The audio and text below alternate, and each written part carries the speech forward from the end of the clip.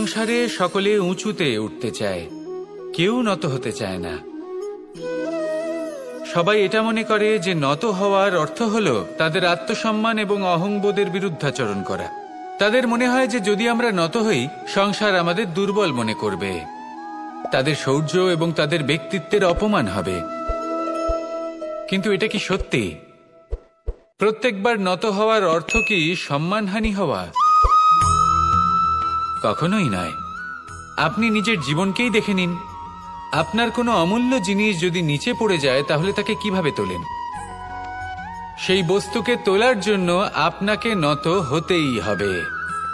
আপনি বড়দের আশীর্বাদ কিভাবে লাভ করেন? আপনি নত হয়ে তবেই তাদের আশীর্বাদ লাভ করতে পারেন, তাই না? ভেবে দেখুন, আপনি একটা পথে হাঁটছেন, আপনি দেখতে চাইছেন যে আপনি সঠিক পথে হাঁটছেন কিনা, পায়ের নিচে কাঁটা পড়ে আছে কিনা। কিভাবে দেখবেন? আপনাকে সেই মাথা নত করেই দেখতে হবে। এর অর্থ কি? অর্থ খুব সহজ। প্রত্যেকবার নত হওয়া অনুচিত নয়, সেটা কোনোভাবেই সম্মানহানি নয়।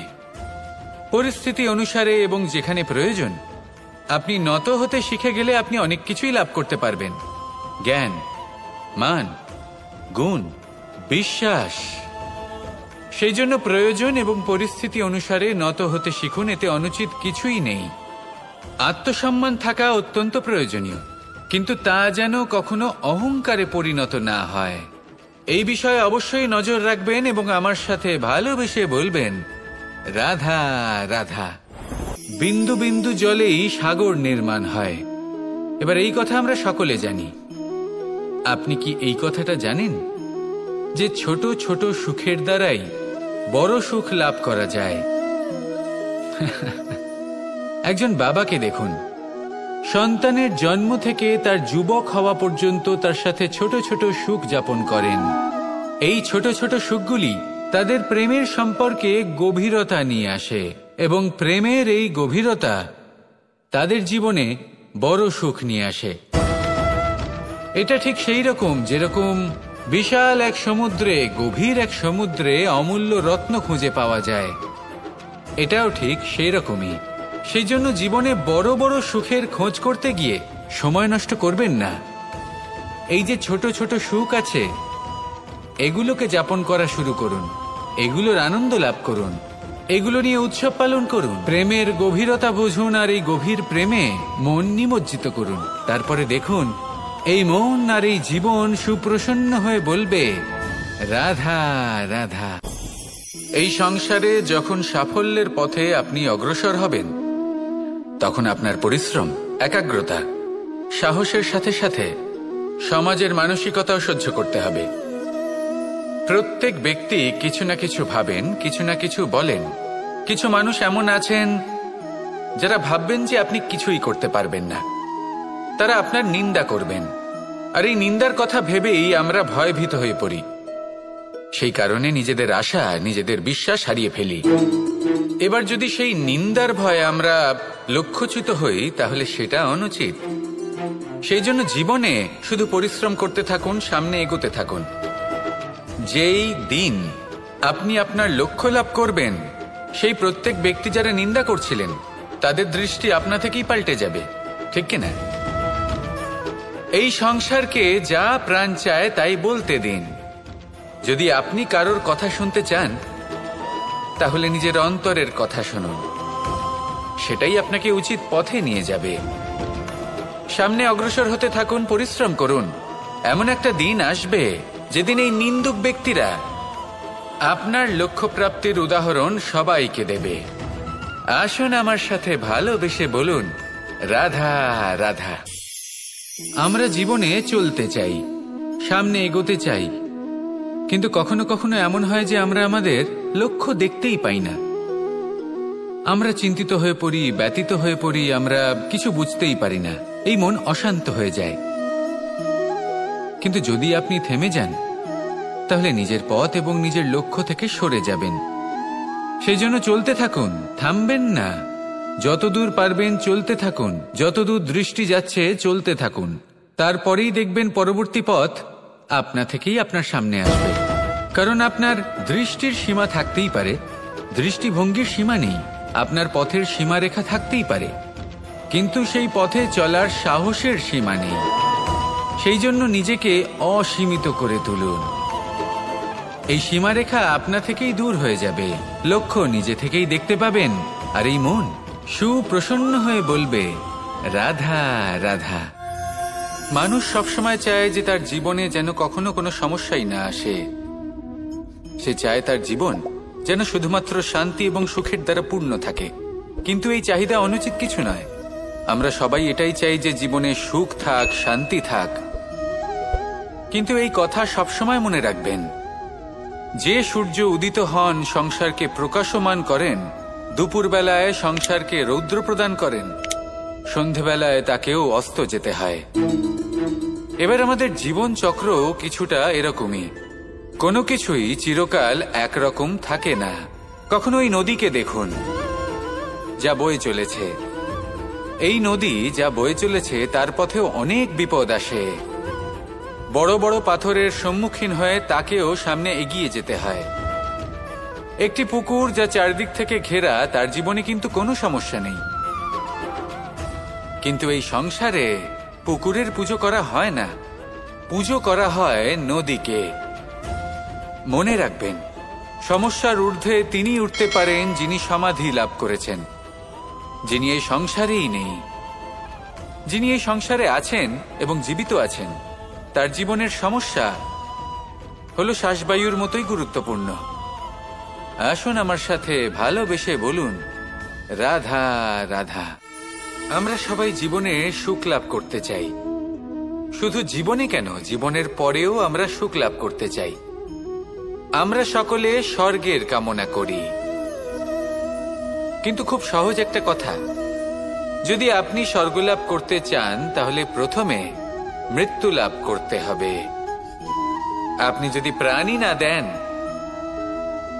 তাহলে আপনি স্বর্গ লাভ কিভাবে করবেন, তাই না? শুধু এই ছোট্ট একটা বিষয় দ্বারা আমরা জীবনে অনেক কিছুই শিখতে পারি। যদি আপনার কোনো লক্ষ্য থাকে, কোনো মনোবাঞ্ছিত স্থান থাকে, কোনো বড় কাজ আপনি করতে চান, তাহলে সেই সবই হবে, কিন্তু শুধুমাত্র কামনা করলে হবে না। আপনাকে কর্ম করতে হবে, নিরন্তর প্রয়াস, পরিশ্রম, পথ খুঁজতে হবে, সামনে অগ্রসর হতে হবে। কখনো অসফল হলে তার কারণ খুঁজতে হবে, বিপদের সম্মুখীন হতে হবে, অন্তর থেকে নিজের শক্তি বাড়িয়ে তুলতে হবে। তবেই আপনি নিজের লক্ষ্য লাভ করতে পারবেন, মনোবাঞ্ছিত স্থান পাবেন। মহান নদী গঙ্গা একটি বিন্দু দ্বারা শুরু হয়, ধীরে ধীরে অগ্রসর হয়। কোনো পাথরে ধাক্কা খেলেও সে থামে না, বরং এগোতেই থাকে। তারপরেই সে মহান নদী গঙ্গা হয়ে উঠতে পারে। পরিশ্রম করুন, লক্ষ্য লাভ করুন, আর আমার সাথে ভালোবেসে বলুন, রাধা রাধা। এই সংসারে জয়লাভ করার জন্য, সাফল্য লাভের জন্য শক্তি, ধৈর্য, সাহস, মিত্রদের সঙ্গ, এই সব ছাড়া আর কি আছে যা অত্যন্ত প্রয়োজনীয়? বিশ্বাস। সত্যি কথা বলতে এই বিশ্বাস অত্যন্ত অমূল্য, কিন্তু এটা দুদিক খোলা তলোয়ারের মতো। এটা আপনাকে বলশালীও করে তুলতে পারে, শক্তিশালীও করে তুলতে পারে, আবার দুর্বলও করে তুলতে পারে। কিভাবে? যদি আপনি শুধুমাত্র অন্যের উপরে বিশ্বাস করেন যে ওনারা সবাই আমাকে সামলে নেবেন, আপনার বিশ্বাস শুধুমাত্র অন্যের উপর, আর সেই বিশ্বাসের ভিত্তিতে আপনি কর্ম করেন, তাহলে আপনি দুর্বলই হয়ে উঠবেন।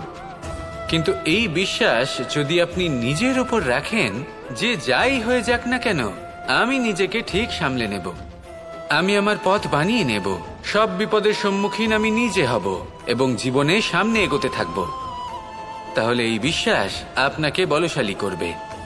এবার সিদ্ধান্ত আপনার যে আপনি কি চান, এই বিশ্বাস আপনাকে বলশালী করবে নাকি দুর্বল, ভেবে দেখুন। আর আমার সাথে ভালোবেসে বলুন, রাধা রাধা। কথায় আছে যে স্বপ্ন এবং লক্ষ্য হলো একটি মুদ্রারই দুটি দিক। যতক্ষণ না স্বপ্ন দেখছেন ততক্ষণ বুঝবেন কি করে আপনার লক্ষ্য কি? স্বপ্ন দেখে যদি নিজের লক্ষ্য বুঝতে পারেন, সেটা পেতে চান, তবেই সেটা লাভ করতে পারবেন।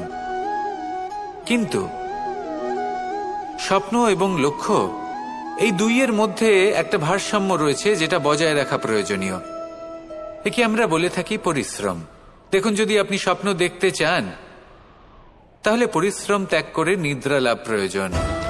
কিন্তু যদি আপনি লক্ষ্য লাভ করতে চান, তাহলে আপনাকে নিদ্রা ত্যাগ করে পরিশ্রম করতে হবে। তাই আলস্য ত্যাগ করুন এবং সিদ্ধান্ত নিন যে আপনি কি চান। আপনার জীবনের এই তুলাদণ্ডে স্বপ্নের পাল্লা ভারী হওয়া প্রয়োজন নাকি লক্ষ্যের? আমার মতে এই দুইয়ের মধ্যে যদি ভারসাম্য বজায় রাখেন, তবে পথ নিজে থেকেই সামনে আসবে। শুধু সেই পথে অগ্রসর হতে থাকুন এবং আমার সাথে ভালোবেসে বলুন, রাধা রাধা। বস্ত্র আমাদের সকলের প্রিয়। এটা আমাদের জীবনযাপনের জন্য প্রয়োজনীয়। আমরা সবসময় চেষ্টা করি সেই বস্ত্র পরতে যা পরলে আমাদের দেখতে ভালো লাগে। কিন্তু কখনো এই কথা ভেবে দেখেছেন যে কিছু বস্ত্র যদি স্বচ্ছ হয়, তাহলে তা পুরনো হলেও দেখতে ভালো লাগে? ঠিক তেমনই, যেমন কোনো খাবার যদি মশলাদার না হয়, অত্যন্ত সুস্বাদু নাও হয়, কিন্তু যদি তা গরম হয়, টাটকা হয়, তাহলে খেতে ভালোই লাগে। ঠিক সেইভাবেই যদি কোনো ব্যক্তি সুন্দর নাও হয়, কিন্তু তার কথা খুবই মধুর হয়, তাহলে সেই ব্যক্তি সকলের প্রিয় হয়।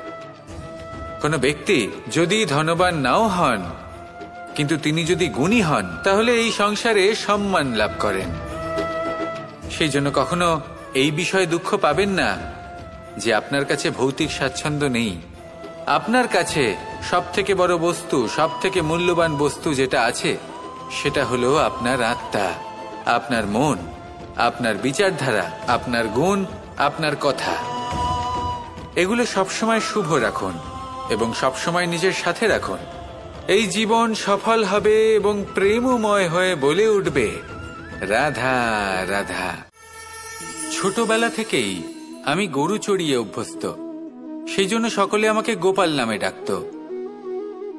কিন্তু গোপাল হয়ে আমি একটা অমূল্য শিক্ষা লাভ করেছি। আমি দেখেছি যে গৌশালাতে অনেক বাছুরের মধ্যে একটি গাই তার নিজের বাছুরকে অবশ্যই চিনে ফেলে। যেখানে সমস্ত বাছুর একই রকম দেখতে এবং প্রত্যেকের স্বরও সমান, তারপরেও সকল বাছুরের মধ্যে নিজের বাছুরকে ঠিক চিনতে পেরে যায় এবং তার সাথেই থাকে। ঠিক এইরকমই কিছুটা হয় আমাদের কর্ম এবং তার কর্মফল। আপনি সবার মাঝে থেকেও কোনো কর্ম যদি করেন, সেই কর্মফল সবার মধ্যে আপনাকে চিনে ফেলবে এবং আপনার সাথেই থাকবে। তাই যখনই কর্ম করবেন, ভেবে চিন্তে করবেন। কোনো কর্ম করার আগে একবার ভেবে দেখুন, তাহলে জীবনে বারংবার অনুতপ্ত হতে হবে না। কারণ বিষয়টা কিছুটা এরকম যে এই সংসারে আপনি কাল, কর্মফল এবং সময়, এই তিনের হাত থেকে কখনো লুকোতে পারবেন না, কখনো পালাতেও পারবেন না। আসুন আমার সাথে ভালোবেসে বলুন, রাধা রাধা। জন্ম এবং মৃত্যু, একটি হলো জীবনের সূত্রপাত, আরেকটি জীবনের সমাপ্তি।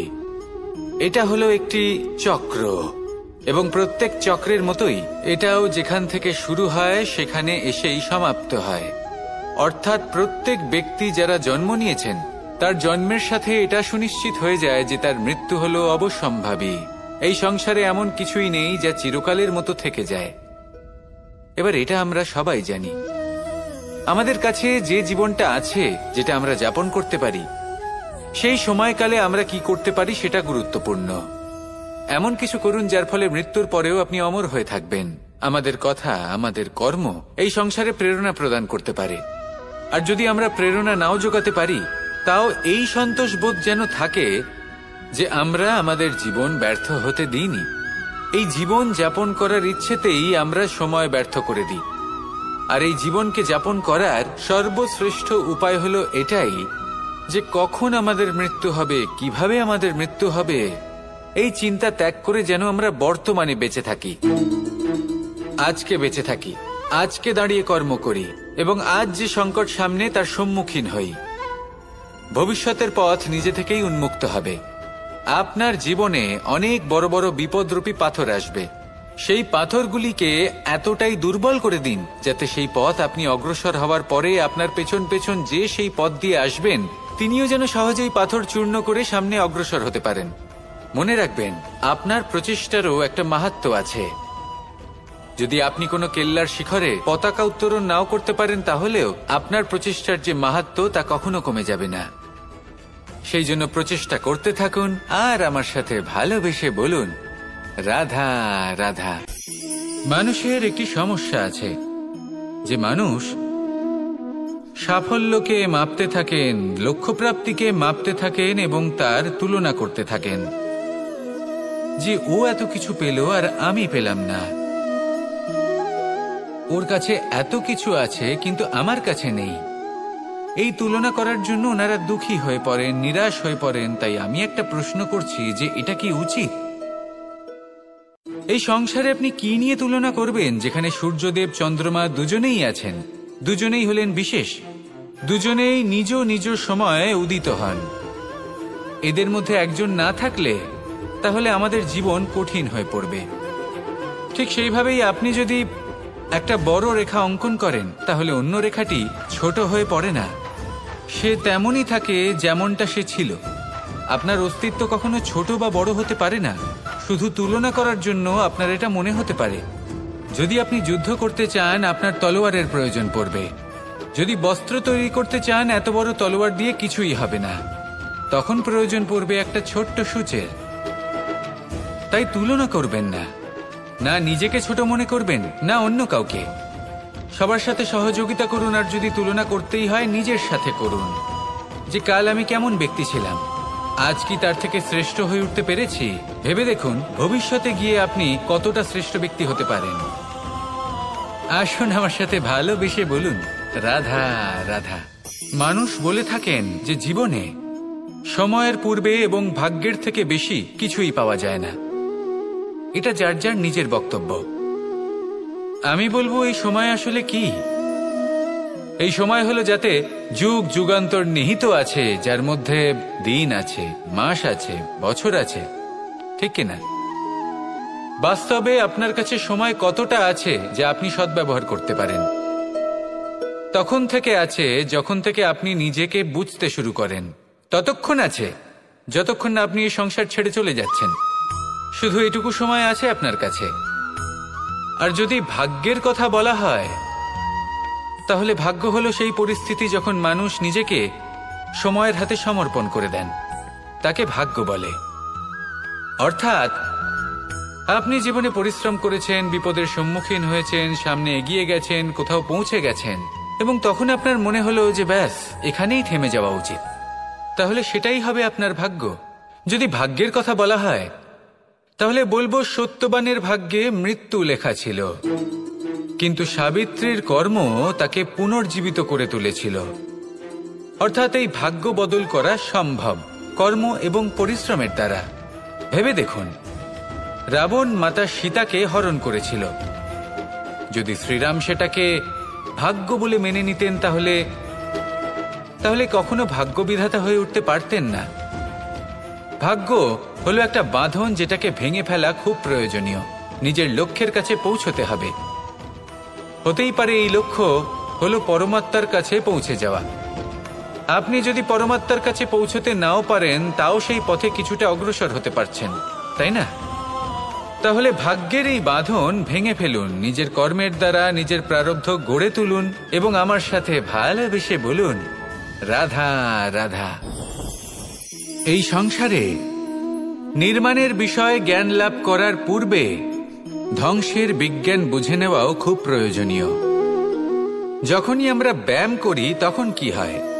আমাদের পুরনো মাংসপেশি নষ্ট হয়ে যায় এবং সেই মাংসপেশির স্থানে আমরা নতুন মাংসপেশির নির্মাণ করে থাকি। যেমন একটা নতুন ইমারত গড়ে তোলবার পূর্বে পুরাতন ইমারতকে ভঙ্গ করে দিতে হয়, তবেই তো সেই স্থান সজীব হবে, ঠিক কিনা? এবারে জ্ঞান এবং বিজ্ঞান ছাড়াও এমন কিছু আছে যা কিনা অত্যন্ত গুরুত্বপূর্ণ। তা হলো সীমা পার করে যাওয়া। এই যে সীমা, এই যে নিয়ম, তা মানুষের জন্যই বানানো, তাকে নিয়ন্ত্রণ করার জন্য তৈরি করা হয়েছে। এমন অনেক সীমা, এমন অনেক নিয়ম মানুষের জন্য অত্যন্ত মঙ্গলকারী।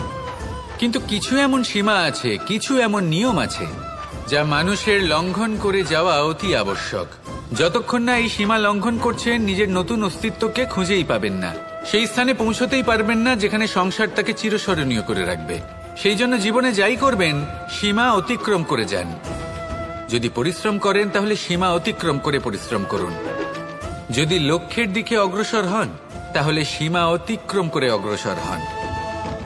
কোনো সীমারেখা যাতে না থাকে, সেই সর্বোচ্চ স্থান দেখুন এবং অগ্রসর হন। এই সংসারে অগ্রসর হওয়ার জন্য এই সীমারেখা বুঝে নেওয়া এবং তা অতিক্রম করার জ্ঞান লাভ করা প্রয়োজনীয়। আসুন আমার সাথে ভালোবেসে বলুন, রাধা রাধা। আমরা সবাই এই সংসারে সূর্যের মতো হয়ে উঠতে চাই, সূর্যের মতো তেজস্বী, প্রকাশময়, যশস্বী। সূর্যের মধ্যে এতটাই তেজ থাকে যে সবাই তার সামনে নত হয়ে থাকে। সেই কারণেই সূর্যকে যশদানের গ্রহ বলা হয়। আমরা সবাই সূর্যের মতো উজ্জ্বল হতে চাই, কিন্তু তার জন্য সূর্যকে প্রত্যেক দিন জ্বলতে হয়। এই সংসারে শুভ ভাব, পবিত্রতা নিয়ে আসার জন্য, প্রকাশ ছড়িয়ে দেওয়ার জন্য সূর্যকে প্রত্যেক দিন অস্তও যেতে হয়, আবার উদিতও হতে হয়, প্রত্যেক দিন জ্বলতে হয়। সূর্য একদিনের জন্য অবকাশ লাভ করেন না। আর যদি অবকাশ পেতেন তাহলে সূর্যকে আর সূর্য বলা হতো না, তাই না? সেই জন্য আপনি যদি সূর্যের মতো হয়ে উঠতে চান, সেই রকম উজ্জ্বল হতে চান, তেজস্বী হতে চান, তাহলে সূর্যের মতো জ্বলতে হবে, অর্থাৎ অগাধ পরিশ্রম করতে হবে। আসুন আমার সাথে ভালোবেসে বলুন, রাধা রাধা।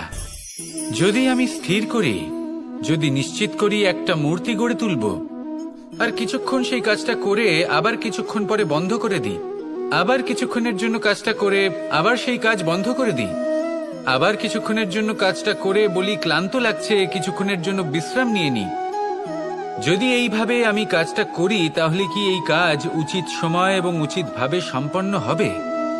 কখনোই নয়। শুধু তাই নয়, যে কোনো কাজ যদি পূর্ণ করতে হয়, উচিতভাবে করতে হয়, উচিত সময়ের মধ্যে করতে হয়, তাহলে প্রয়োজন সততার এবং অখণ্ড প্রচেষ্টার। সততা ছাড়া আপনি যে কাজই করুন না কেন, উচিত সময় তা সম্পূর্ণ হবে না, আর মনোবাঞ্ছিত ফল আপনি কখনোই পাবেন না। তাই যে কাজই আরম্ভ করুন না কেন, সততার সাথে এবং অখণ্ড প্রচেষ্টার সাথে করুন। তখনই কর্ম এবং তখনই এই জীবন সফল হবে, এবং এই মন প্রসন্ন হয়ে বলবে, রাধা রাধা। জ্ঞান এবং অহংকার, এই দুইয়ের মধ্যে সম্পর্ক কোথায়? সম্পর্ক ঠিক সেরকম যেরকম হাত এবং কাকনের, যেমন চোখ এবং দৃষ্টির সম্পর্ক। এবার আপনি বলবেন, এ আমি কি বলছি? জ্ঞান এবং অহংকারের এমন সম্পর্ক কি করে হতে পারে? দেখুন, যে ব্যক্তি জ্ঞানী, যার কাছে জ্ঞান রয়েছে এবং তিনি জানেন যে তার কাছে জ্ঞান রয়েছে, তার মধ্যে নিজে থেকেই অহংবোধ জাগ্রত হয়। খুব কম সংখ্যক এমন জ্ঞানী ব্যক্তি আছেন যারা নিজেদের অহংকারের বিষয়ে আঁচ করতে পারেন। প্রকৃত জ্ঞানী হলেন তিনি, যিনি নিজের জ্ঞানের সদ্ব্যবহার করে অহংকারকে দূর করেন। উচিত সময়ে বুঝে যান, নিজের অন্তর যাচাই করে এই বিষয়টা দেখেন যে তার অন্তরে অহংবোধ জাগ্রত হচ্ছে, এবং নিজেকে সেখানেই থামিয়ে দেন, যাতে অহংকারের পথে তিনি অগ্রসর না হয়ে যান। এই অহংকার কখন উচিত, কখন অনুচিত, কখন প্রয়োগ করা উচিত, উচিত নয়, কখন বাধা দেওয়া উচিত, এটা শেখা অত্যন্ত প্রয়োজনীয়। আর যদি এটা আপনি শিখতে পারেন, তাহলে আপনি একজন জ্ঞানীও হয়ে উঠবেন এবং সুখীও থাকবেন। তাই মনে রাখবেন, এই জ্ঞান নিয়ে কখনোই অহংকার করবেন না, বরং সবসময় নিজের অহংবোধের বিষয়ে প্রকৃত ধারণা রাখবেন। আসুন আমার সাথে ভালোবেসে বলুন, রাধা রাধা। এই সংসারে সব থেকে বেশি কঠোর এবং বলশালী ধাতু হল লৌহ, অর্থাৎ লোহা। হয়তো সেই জন্যই সকল অস্ত্র, সকল শস্ত্র, সকল বাহন যখনই এদের নির্মাণ হয় তখন সব থেকে বেশি ব্যবহার এই লোহাকে করা হয়। এবার এই লোহার একটা বিশেষ গুণ রয়েছে, সেটা এটাই যে লোহাকে আপনি অন্য কোনো ধাতু দিয়ে কাটতে পারবেন না। লোহা দ্বারাই লোহাকে কাটা সম্ভব। এবার এটা কিভাবে সম্ভব? যে লোহাকে কাটতে হবে তাকে গরম করা হয়, যে লোহা দ্বারা কাটতে হবে সেটাকে ঠান্ডা রাখতে হয়। অর্থাৎ ঠান্ডা লোহা দ্বারা গরম লোহা কাটা হয়। এবার এই যুক্তি, তার প্রয়োগ আমাদের জীবনেও করা যেতে পারে। যদি আপনার কাছে শক্তি থাকে, যদি আপনি বুদ্ধিমান হন, আর যদি আপনার মন স্থির হয়, শান্ত হয়, তাহলে এই সংসারকে আপনি বদলাতে পারবেন। কিন্তু যদি আপনি শক্তিশালী হন, বুদ্ধিমান হন, কিন্তু আপনার মন অস্থির হয়, আপনার মন স্থির না থাকে, কোথায় কোথায় আপনি রেগে যান, তাহলে আপনি কখনোই সংসার বদলাতে পারবেন না। যদি পরিস্থিতিকে নিজের মতো গড়ে নিতে হয়, তাহলে ধৈর্য, সংযম এবং স্থিরতার শীতলতাকে আপন করে নিতে হবে। আসুন আমার সাথে ভালোবেসে বলুন, রাধা রাধা। এই সংসারে সব থেকে বেশি কোমল বস্তু হলো রেশম। এই রেশম এতটাই কোমল হয় যে এর পুরো একটা থান শুধুমাত্র একটা হাতে ধরা সম্ভব। কখনো ভেবে দেখেছেন এই রেশম কিভাবে হয়? একটি কীট তার লালার দ্বারা উৎপন্ন হয়। এই কীট সেই রেশমকে পাক দিতে থাকে, পাক দিতেই থাকে, দিতেই থাকে, আর আস্তে আস্তে তার মধ্যেই জড়িয়ে পড়ে। শেষে ওর এই সুন্দর অমূল্য সৃষ্টি রেশমের এই সুতো, তার নির্মাণ কার্য পূর্ণ হয়। কিন্তু তাতেই ও নিজে বন্দী হয়ে যায়। নিজেরই মায়াজালের এই বন্দী গৃহে নিজেই ফেঁসে যায়। এবার এই সুতোকে ব্যবহারযোগ্য করে তোলার জন্য এই কীটগুলিকে এই কবচের সাথেই ফুটন্ত জলে ফেলে দেওয়া হয়। এই সংসারে যদি আমাদের স্বপ্ন এই সংসারের দুঃখ হরণ করার জন্য, এই সংসারে সুখ বিতরণ করার জন্য হয়, তবেই আমাদের প্রগতি সম্ভব। যদি আমাদের এই স্বপ্ন শুধুই আমাদের এবং আমাদের স্বার্থ সিদ্ধির জন্য হয়, তাহলে এই স্বপ্ন আমাদের অন্ধ করে দেবে, আমাদের অন্ধকারের পথে নিয়ে যাবে, আর আমরাও সেই কীটের মতো হয়ে যাব।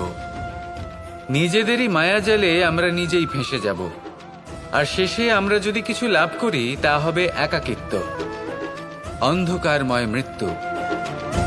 তাই স্বপ্ন অবশ্যই দেখুন, কিন্তু এমনভাবে স্বপ্ন দেখবেন না যে তার এই বন্দিগৃহে আপনি নিজেই ফেঁসে গেলেন। স্বপ্ন দেখুন পরোপকারের, পরমার্থের, সবাইকে উদ্ধারের, অন্ধকারের নয়। তবেই কল্যাণ হবে, আর তবেই এই হৃদয় প্রসন্ন হয়ে বলবে, রাধা রাধা। নন্দ বাবাও খেলার ছলে খুব বড় বড় শিক্ষা দিতেন। অনেকদিন আগেকার কথা, বাবা আমার জন্য একটা মানচিত্র নিয়ে এলেন।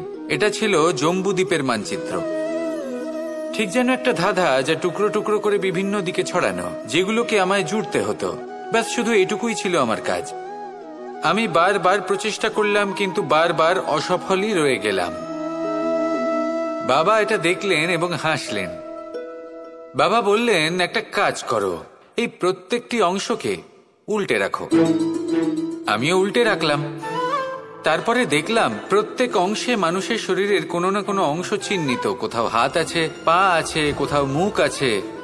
বাবা বললেন যে এবার এটা জুড়তে চেষ্টা করো। আমিও জুড়ে দিলাম। মানুষের মানচিত্র পূর্ণ হলো। এবার বাবা বললেন, এটা উল্টে রাখো, মানচিত্র পূর্ণ আকার ধারণ করেছে। আমি বললাম, ঠিক আছে। আমি উল্টে রাখলাম, দেখলাম জম্বুদ্বীপের মানচিত্র পূর্ণ হয়েছে।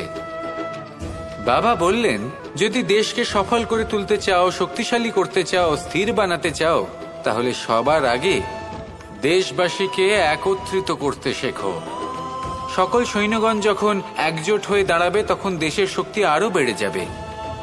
শুধু তাই নয়, বাবা বললেন, যদি ভালোবাসার সাথে জড়িয়ে পড়ো, তাহলে পরমাত্মাও তোমার সামনে এসে দেখা দেবেন। তাহলে এটাই করুন, আর আমার সাথে ভালোবেসে বলুন, রাধা রাধা। জীবনে সাফল্য লাভ করতে হলে মানুষকে উচিত পথে চলতে হবে, কিন্তু তার থেকেও বেশি গুরুত্বপূর্ণ হলো এটা বোঝা যে সেই পথে চলতে চলতে কখন আমাদের দাঁড়াতে হবে আর কখন আমাদের চলতে হবে। এই শিক্ষা অত্যন্ত গুরুত্বপূর্ণ। এবার দেখুন, ছোট্ট একটা কথা রয়েছে, ওকে আটকিও না, যেতে দাও। এই বাক্যের অর্থ কি? অর্থ যে কাউকে আটকিও না, যে এগোতে চাইছে তাকে এগোতে দাও, তার পথে বাধা সৃষ্টি করো না। এবার এই ছোট কথাতে এক অনুচিত স্থানে আমি দাঁড়িয়ে পড়ি। আটকাও, যেতে দিও না। এবার এর অর্থ কি হলো? যে এই ব্যক্তিকে আটকাও, তাকে জীবনে এগোতে দিও না, এর পথে বাধা সৃষ্টি করো। এবার এই ছোট কথাতে অনুচিত স্থানে যদি আমি আটকে যাই, তবে ভাবো কত পার্থক্য হলো। এই শিক্ষা কতটা গুরুত্বপূর্ণ সেটা শিখুন, আর এই শিক্ষা আমাদের জীবনে কতটা গুরুত্বপূর্ণ হতে পারে সেইটা বুঝুন। বুঝে যান, শিখে যান জীবনে কখন সামনে এগোতে হবে আর কখন থামতে হবে। মন প্রসন্ন হয়ে বলবে, রাধা রাধা। সময় যা সবকিছুকে সমান করে দিতে পারে, যা সব থেকে বেশি শক্তিশালী, সব থেকে বড় সম্পত্তি, সব থেকে বড় শিক্ষক এবং সব থেকে বড় সুযোগ। এই সময় যখন ভালো যায় তখন তা আপনাকে আমিত্বে মত্ত করে তোলে, অহংকারে নিমজ্জিত করে দেয়। আর যখন খারাপ হয় তখন দুঃখের সাগরে নিজের প্রতি ঘৃণাবোধে নিমজ্জিত করে। তাই এই সময়ে যা এত শক্তিশালী এক সম্পত্তি, এত মহান একটি ধন, তাকে এমনি এমনি নষ্ট হতে দেবেন না। এই সময়ের সাথে কি করবেন, কিভাবে করবেন তা ভাবতে গিয়ে এবং করতে গিয়ে সময় নষ্ট করবেন না। যদি আপনি এই সময় নষ্ট করেন, তাহলে সময়ও নিশ্চিত করবে যে আপনার সাথে কি করা উচিত। তাই সময়ের সদ্ব্যবহার করুন আর আমার সাথে ভালোবেসে বলুন, রাধা রাধা। আপনারা সবাই একটা গাছের পাতাকে দেখুন, যতক্ষণ পর্যন্ত গাছের সাথে, মানে গাছের ডালের সাথে জুড়ে থাকে, সে সবুজ থাকে, বাতাসের সাথে সে নড়তে থাকে। যতক্ষণ পর্যন্ত ও সূর্য থেকে পাওয়া রশ্মির শক্তি গাছে পৌঁছে দেয়, ততক্ষণ ও ডালের সাথে যুক্ত থাকে। কিন্তু যখন সেই পাতা শুকিয়ে যায়, তখন তার কোনো গুরুত্ব থাকে না। সেই পাতা গাছের ডালে এবং বৃক্ষের কাছে বোঝা হয়ে থেকে যায়। এবং এমন এক সময় আসে যখন সেই ডালটি শুকনো সেই পাতাকে পরিত্যাগ করে। এটাই আমরা এই প্রকৃতিতে দেখি এবং এটাই হলো সত্য। আর এটাই আমাদের জীবনে খুব বড় একটা শিক্ষা। যদি আপনিও নিজের জীবনে নিজের আপনজনদের কাছে বোঝা স্বরূপ হয়ে দাঁড়ান, তাহলে তারা আপনাকে যতই ভালোবাসুক না কেন, ওনারা যদি নাও চান, তাহলেও এমন এক দিন আসবে যখন আপনার আপনজন আপনাকে পরিত্যাগ করবে। সেই জন্য সবসময় আত্মনির্ভর হয়ে ওঠার চেষ্টা করুন, নিরন্তর পরিশ্রম করতে থাকুন, কারোর উপর বোঝা হয়ে থাকবেন না, বরং তার সাথে মিলে দায়িত্ব পালন করুন। এমনটা করবেন, তাহলে আপনার সম্মানও বজায় থাকবে এবং সম্পর্কের মধ্যে আপনার মূল্যও বজায় থাকবে। আসুন আর আমার সাথে ভালোবেসে বলুন, রাধা রাধা। ঈশ্বর আসলে কে? সংসারের বেশিরভাগ মানুষের কাছে ঈশ্বর হলেন এই সংসারের রচয়িতা, পালনকর্তা। কারোর কাছে উনি জ্ঞাতা, কারোর কাছে উনি হলেন আস্থার প্রতীক, আবার কারোর জন্য শুধুমাত্র অন্ধ বিশ্বাস। কিন্তু এই ঈশ্বর কি কোনো শরীর, নাকি একটা বোধ, নাকি শুধুই শ্রদ্ধা? ঈশ্বর হলেন তিনি যিনি হলেন আপনার ইষ্ট। সেই জন্যই তো গুরু, মাতা, পিতা এনাদেরও ঈশ্বরই বলা হয়েছে। যাদেরকে আমরা ঈশ্বর বলে মনে করি, যারা আমাদের ইষ্ট, তারা আমাদের একটি পথ দেখান, একটি দিকে চালিত করেন। সেই পথে চলে আপনি শুভ কর্ম করতে পারেন। আর যখন কোনো ব্যক্তি তার ঈশ্বরের আদেশ পালন করেন, তখন সে নিজে থেকেই শুভ পথে অগ্রসর হয়ে যান। বেশ কয়েকজন মানুষ ঈশ্বরের ওপর আস্থা রাখেন এবং ভাবেন যে অনুচিত কোনো কাজ করা উচিত নয়, ঈশ্বর দেখছেন। ওনারা ভয় পান যে কোনো অনুচিত কর্ম করলে কে জানে তার পরিণাম কি হবে। এমন অনেক ব্যক্তি রয়েছেন যারা ঈশ্বরকে বিশ্বাস করেন এবং জানেন যে ঈশ্বর তাদেরকে দেখছেন, তাই যে যে শুভ কর্ম ওনারা করেছেন তার ফল তারা অবশ্যই পাবেন। এবার আপনি ভয় পেয়ে ঈশ্বরকে বিশ্বাস করবেন নাকি বিশ্বাসের দ্বারা ঈশ্বরকে বিশ্বাস করবেন, সেই সিদ্ধান্ত আপনারই। কিন্তু হ্যাঁ, যদি আপনার মনে ঈশ্বরের জন্য কোনো স্থান থাকে, যদি আপনার কোনো ইষ্ট থাকেন, যদি আপনি কাউকে ঈশ্বর মনে করেন যার প্রত্যেক আদেশ আপনি পালন করে থাকেন, তাহলে বলি ঈশ্বর কখনো আপনাকে অনুচিত পথে চালিত করবেন না। আসুন আমার সাথে ভালোবেসে বলুন, রাধা রাধা। কথায় আছে যে স্বপ্ন এবং লক্ষ্য হলো একটি মুদ্রারই দুটি দিক। যতক্ষণ না স্বপ্ন দেখছেন ততক্ষণ বুঝবেন কি করে আপনার লক্ষ্য কি। স্বপ্ন দেখে যদি নিজের লক্ষ্য বুঝতে পারেন, সেটা পেতে চান, তবেই সেটা লাভ করতে পারবেন। কিন্তু স্বপ্ন এবং লক্ষ্য এই দুইয়ের মধ্যে একটা ভারসাম্য রয়েছে যেটা বজায় রাখা প্রয়োজনীয়। একে আমরা বলে থাকি পরিশ্রম।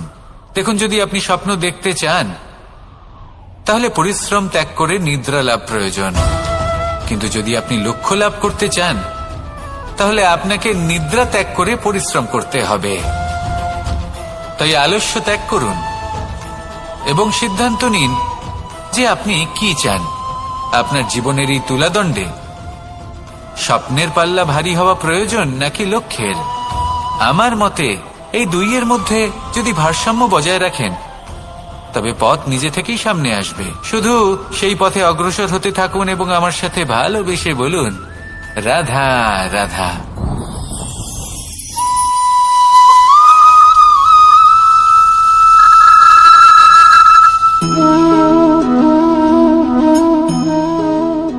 মোহনের বাঁশির এই সুর, এই সঙ্গীত কার না পছন্দ হয়? সবারই খুব ভালো লাগে। এবার এই সুর আসে কোথা থেকে? কেউ বলবেন কৃষ্ণের হৃদয় থেকে। সত্য কথা, এই সুর হৃদয় থেকে নির্গত হয় এবং প্রকট হয় এই বাঁশি থেকে।